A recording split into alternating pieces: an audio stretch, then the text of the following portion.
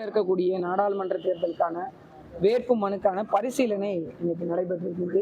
அதில் அதிமுக, பாமக, நாம் தமிழர் இவர்களுக்கான வேட்புமனு பரிசீலனை முடிஞ்சு காங்கிரஸ் கட்சியினுடைய வேட்பாளராக போட்டியிடக்கூடிய மரியாதைக்குரிய சுதா அவர்களுடைய வேட்புமனு பரிசீலனையின் போது அவங்க கொடுத்துருக்க அந்த உறுதிமொழி பிரமாண பத்திரம், இந்த பிரமாண பத்திரம் பேரே உறுதிமொழி பிரமாண பத்திரம்.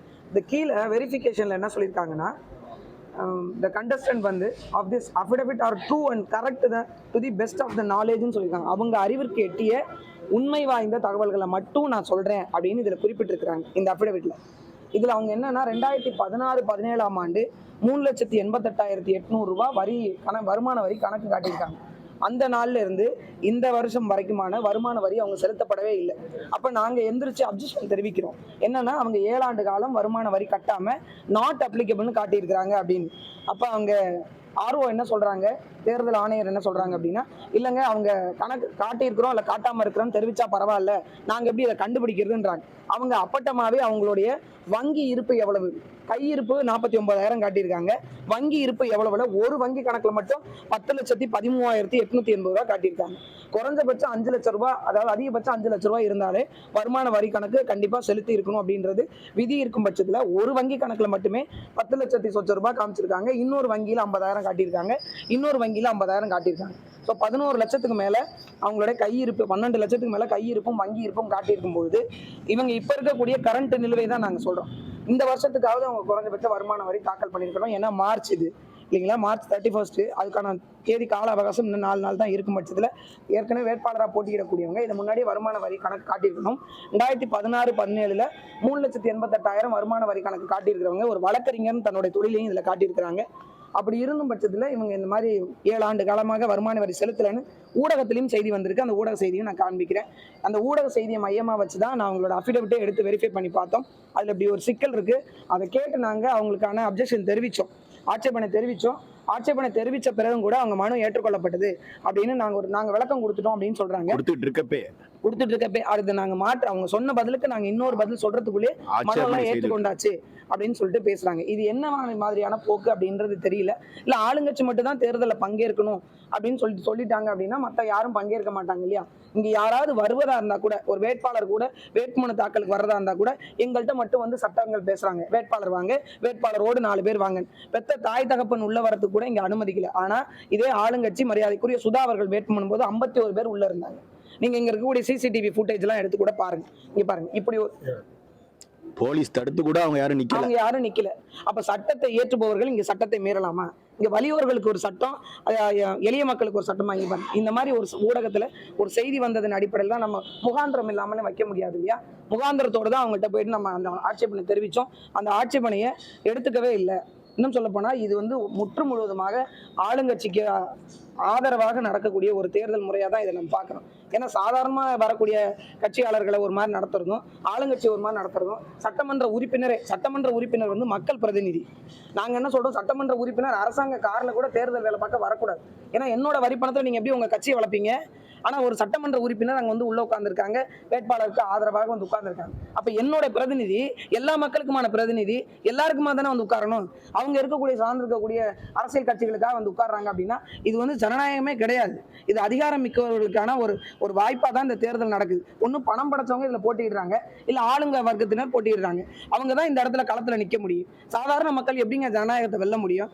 சாதாரண மக்கள் எப்படி சட்டத்திட்டங்களை வகுக்க முடியும்? இந்த நிலைமை மாறணும். இது மிகப்பெரிய ஒரு அராஜகம், கொடூர போக்கு. இது ஒரு ஆட்சேபனை தெரிவிக்கிறோம், ஏதாவது முகாந்திரம் இல்லாம தெரிவிக்கிறோம் அப்படின்னா நீங்க மறுக்கிறதுல ஒரு வாய்ப்பு இருக்கு.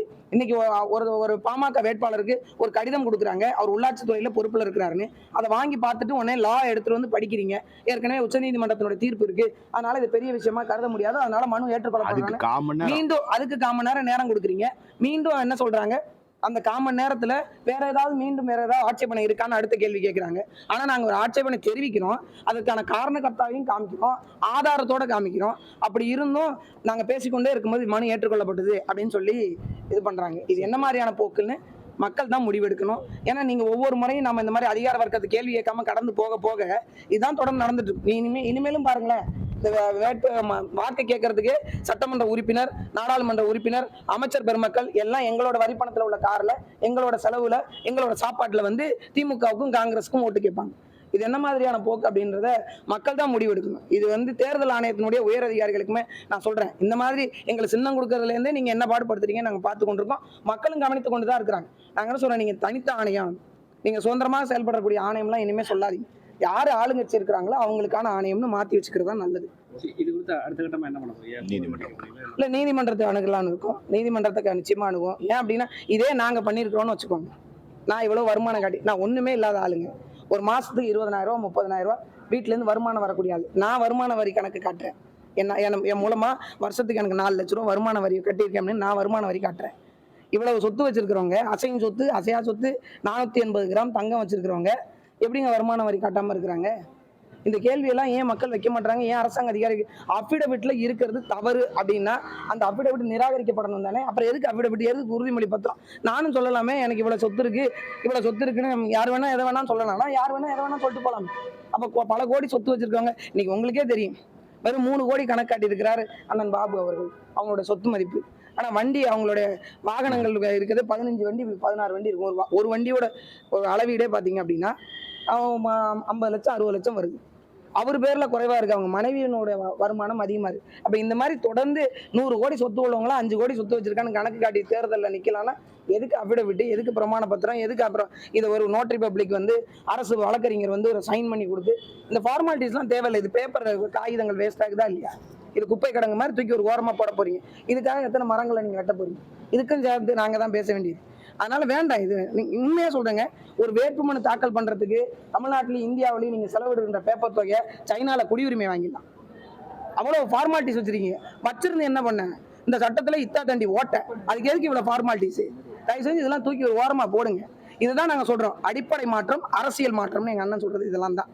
இந்த மாதிரி சந்து பொந்து இந்து இடைவெளியே இல்லாத அளவிற்கு ஒரு நேர்மையான ஒரு மனிதன் வந்து நிக்கணும் அப்படின்றதுக்கான விதம். நிறைய வழக்குகள் எழுதியிருக்காங்க. இந்த வழக்குகள் குறித்த ஒரு ஆய்வு நடவடிக்கை, ஒரு பேன் கார்டு கொடுக்குறாங்க. அந்த பேன் கார்டில் போட்டிங்கன்னா எந்தெந்த வங்கி கணக்கில் காசு இருக்கு, எவ்வளவு இருக்கு, எதுக்கு வரி நிலுவை செலுத்தலன்னு வந்துருமா இல்லையா? இதெல்லாம் நீங்க ஆய்வு பண்ண அந்த ஸ்பெல்லிங் மிஸ்டேக் பாக்குறது எதுக்குங்க தேர்தல் ஆணையா? எதுக்கு தேர்தல் ஆணையா? ஒரு தமிழ் அறிஞர்கிட்ட கொடுத்தா இல்ல ஒரு ஆங்கில அறிஞர்கிட்ட கொடுத்தா அவர் பார்த்து கொடுத்துருவார்ல. ஸ்பெல்லிங் மிஸ்டேக் பாக்குறதுக்கு, புள்ளி கமா பாக்குறதுக்கு தேர்தல் ஆணையமா? உள்ள இருக்கிற செய்தி உண்மையான்னு பாக்குறதுக்கு தானே தேர்தல் ஆணையா? அதுலயும் முத பக்கம் வந்து ஹிந்தியில தெரிவிச்சிருக்காங்க. முத பக்கம் ஹிந்தி, அதுக்கப்புறம் இங்கிலீஷ். அஃபிடவிட் பார்த்தா அப்புறம் முத பக்கம் ஹிந்தி, அப்புறம் இங்கிலீஷ். இந்த மாதிரியான போக்குக்கான பதில் வரக்கூடிய தேர்தலில் மக்கள் சொல்லணும். செய்திகளை உடனுக்குடன் தெரிந்து கொள்ள உடனே சப்ஸ்கிரைப் பண்ணுங்க.